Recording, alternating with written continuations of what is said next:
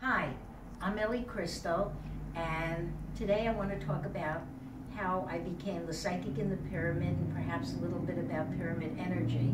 This is my 9-foot pyramid.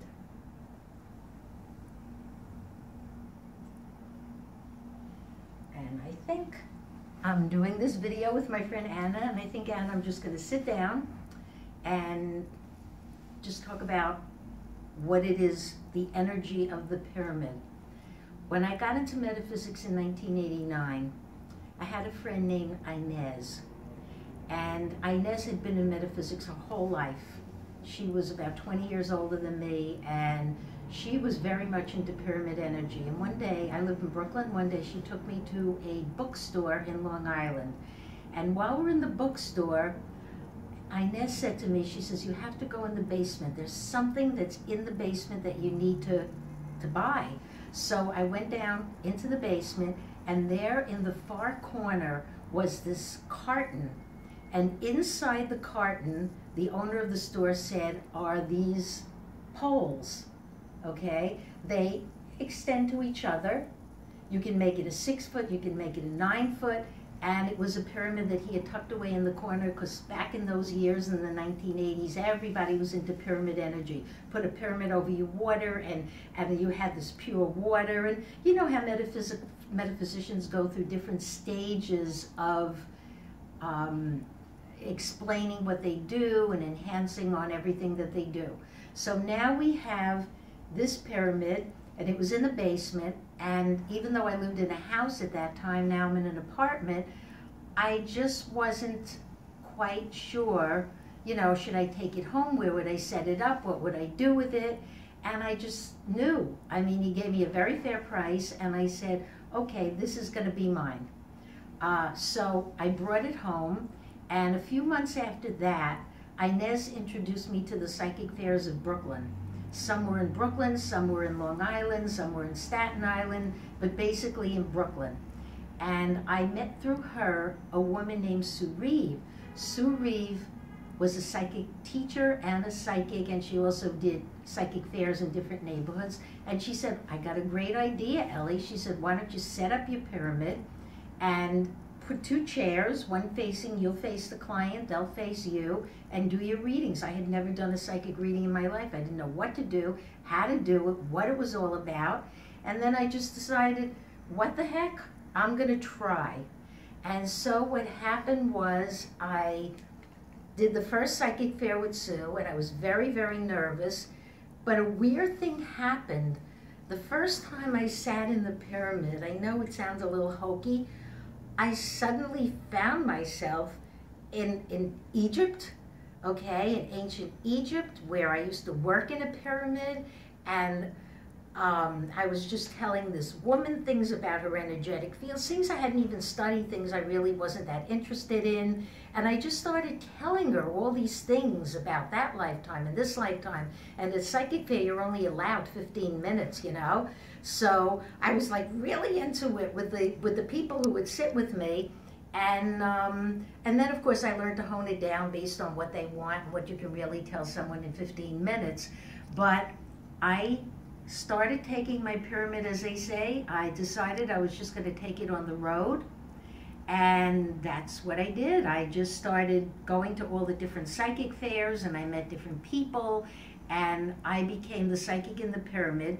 And then at that point, TV started entering the picture. There was a singer, you must remember, her name was Dionne Warwick, and she was doing all these call-in psychic shows and things of that kind. And so I started a show called The Metaphysical Experience, which was actually in a studio. Now we're just using a small little home camera to make this, but that was a professional studio. And for 2.5 years, I either worked in my pyramid, doing meditations and interviews in the studio, and sometimes I went on the road also with this. I went to Arizona, I went all over the place, and it just started to bubble. And then somebody invited me to be the satellite psychic. And I think by that time already we're in the 1990s, so every Sunday morning I go to the Empire State Building and I sit in either my pyramid or at a desk or whatever, and I became the pyramid again. the psychic in the pyramid. And so it went on for quite a few years. And being in a pyramid, I mean, I know this isn't a real pyramid. I didn't get to the real pyramid till December 2000, but there's something that's, if you're into energies, the energies build.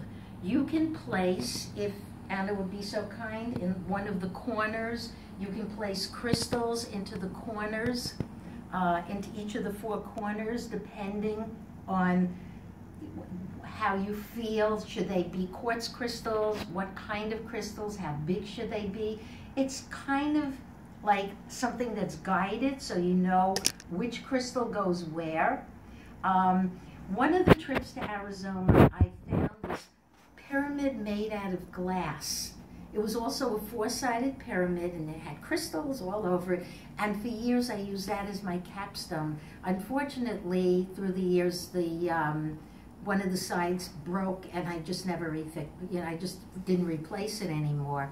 But you can do a lot of things in the energy of the pyramid. I used to end the metaphysical experience with a meditation within the pyramid. I would be just on the floor, and the music would be playing, and people had about 6 or 7 minutes at home to connect with that energy. In those days, pyramid energy was considered very powerful.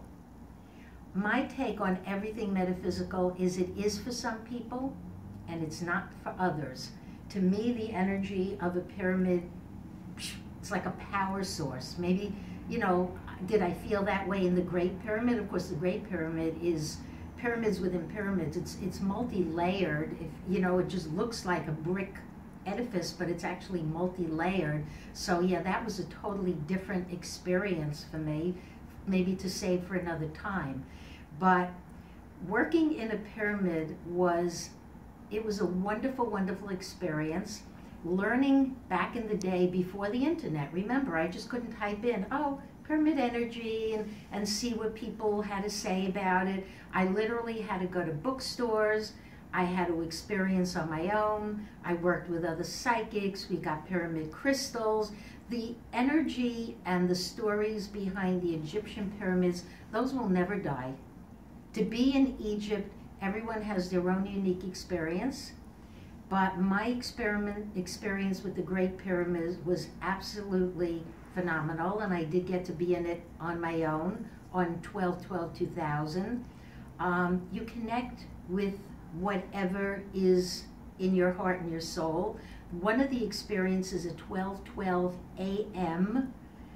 on 12/12 was that I was outside with a bunch of people from different countries. It was nighttime, there were security guards, the pyramid is lit up at night, that's the Great Pyramid near the Sphinx, and something transforms in me in a pyramid. I can't explain it, I don't know what it is, but everyone said to me, Ellie, we can stay at a distance from the pyramid.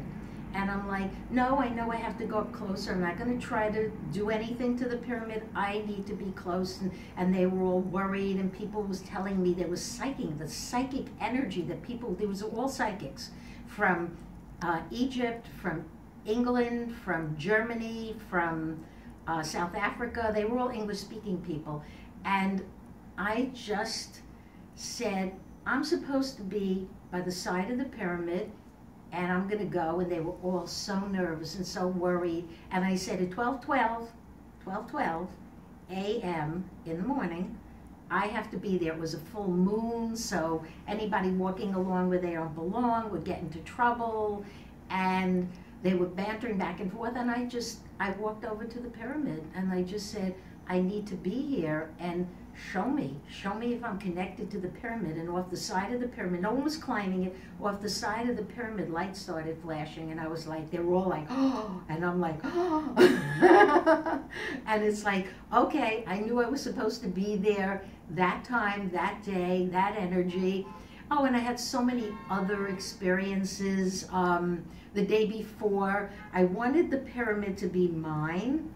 So 2 days before I went there, that would have been 12:10. It kind of like I have a thing with weather, but it was hailing, like big, heavy hailstones were falling on the Giza Plateau, believe it or not. And they continued to do that.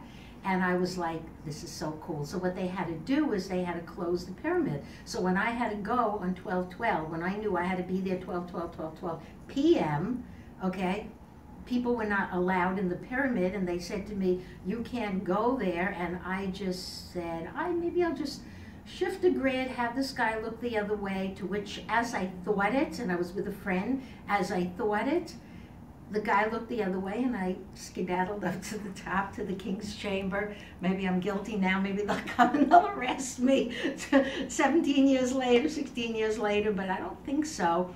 And it's just everything as I saw it, everything that I thought was going to happen when I went to Egypt, and then some, happened for me. I mean, Egypt may not be a country, and of course we know the energies around all of the buildings there and the museums, and it's all changed. I went into a lot of the old pyramids, the Red Pyramid. You know, it's all, to me, I didn't connect. You may connect, you may have been someone who's been there. I did not connect with the other pyramids. I don't connect with rubble. I mean, it's rubble. I sat outside, I took pictures. Every time people took pictures of me by any of the pyramids, the camera would break. That's a true story. I got so disgusted, I had brought 2 cameras with me and a camcorder, totaled. So I wound up buying, in those days, a portable Kodak camera, caught a couple of pictures. There's something in this energy, that's something that's powerful and meaningful. And I've always been connected to Egypt one way or the other. I mean, I could take it all the way back to when I saw myself initially come into this reality, my first experience here, and that goes back to, I don't know, I guess Mesopotamia, Egypt, that whole part of the world. Knowing the power that exists there and the mythologies. Remember, there's a lot of mythologies that go back to Egypt, even the Jesus mythology, and then you take that into Rome and Greece and bring it to the United States. It's all a pattern, it's all a picture, and it's all based on geometry. This geometry is in an indirect way linked to what I call the Masonic program, the Freemasons. I used to call that, this is the name of this program, this hologram. I mean, you know, you can take metaphysics and mythology and what you read and what you feel and what you meditate and what comes into your consciousness and interpret it any way you want. You can use whatever energy source you want. You can buy yourself, like back in the day, you can build a pyramid. A lot of people built their own. You can make them out of copper. This one happens to be aluminum. And it's, you know, comes apart into 3 sections, but you can make one out of copper and permanently stand it up. When I was in Sedona, that's the first thing I was guided to, was a store that had a copper 9-foot pyramid. And I just sat there and I said, this is amazing. That I connect better, like let's say that's the apex of the pyramid up there, that I could connect better if I was standing under it or sitting directly above it, even with a capstone or without a capstone. To me, it doesn't really matter. That doesn't really make a difference. It's what I feel when I'm sitting in a pyramid is consciousness, spirals of consciousness. It goes round and round and round and round and up through the top into the grids. At the time, I wasn't sure what it went into. Now I know where it goes. And then it spirals the opposite way, and it spirals back down and stays within this pyramid. I set this pyramid up today in my home because I'm getting a new couch next week, so the old one is out, and I have this nice big open space, which I normally don't have. And I said, what a great opportunity to set it up and talk about the energies of the pyramid. Now, you know that in metaphysics, we go from topic to topic to topic. Right now, metaphysics is about being a life coach, healing your emotional problems, your emotional issues, your physical issues, and all of the healing realms. But this was one of the earliest and fun things to do. And I'm not saying you should go out and buy a pyramid. I'm not suggesting it. And if you do want to buy one, maybe you can get a cheap one on eBay. Mine is not for sale. Whether I use it again or I don't use it again, it stays. But it's fun. It's fun. And when I look, I don't go for the hokey. I go for things that are fun and bring a message. When I did my readings in the pyramid, people would tell me everything open from the chakra system. You could look that up. It's spelled C-H-A-K-R-A or R-A-H. The chakra system, their grids, their consciousness. Different people are programmed to respond differently. Now, I'm going to leave this pyramid up over the next few days. And what usually happens when I do that is that the energy starts to build within the room. So let's say tomorrow I have a client who's coming here, and I'll show you where I do my readings. She and I are going to be sitting over here. And the energy from the pyramid is going to be felt through here. Even people who are not sensitive to this energy, they will tell you that they'll walk in the door and go, whoa, what was that? Because there was a periodically time when I didn't have, I had the room to set it up. So it's a tool that affects some and not others. You may be someone who's affected by this energy, you may not be. Remember, not everything is for everybody. We all have different things that we connect with. I just feel that this is a tool. Anna, do you have anything to say about the pyramid? Say something. Nothing? All right, Anna's being shy. She's being camera lady. But we've all done our journey. She has done her journey with different things. And I think everything on Crystal Links, I've tried it at least once with no preference to anything else. It's just, this to me, it's almost like an energy generator. It's fun, it's nice. I'm not here selling pyramids. I don't sell pyramids. I don't manufacture them, and I'm not connected to anyone who does. And I'm not going to promise you if you find a pyramid, you'll be healed. Like, oh my, I'm healed, okay? But I'm nothing to heal, really. I just like to play and have fun. The best healing tool, because most of you are into healing, this thing or that thing or whatever, the best healing tool is just laughter. But laughter that you mean it, not just like if somebody did something silly over here, I would just like say, oh, okay, it's fun, it's laughing from within, that ultimately we're going to leave in a UFO pyramid-shaped object. No. That ultimately we're going to leave in a pyramid-shaped anything, highly unlikely. That there's pyramid UFOs out there. I've had an experience with one. It's sort of pyramided out. That's how I got started in this. It's kind of like the Merkaba. If you look up on Crystal Link's Merkaba, it pyramided out this way. The flat ends were together and it came down. But where the flat ends met on the double pyramid that met, it was circular. It wasn't just two flat ends. Circular. That was my experience with a UFO. I've known others who have seen it. I've known people who have seen all different shapes and sizes, but the UFO thing is something maybe to talk about on another day. I guess that's about all I can really talk about today having to do with the pyramid. It's fun, and I hope you've enjoyed my little adventure into the past, and thank you for sharing with me. And are very dark for this, We're not being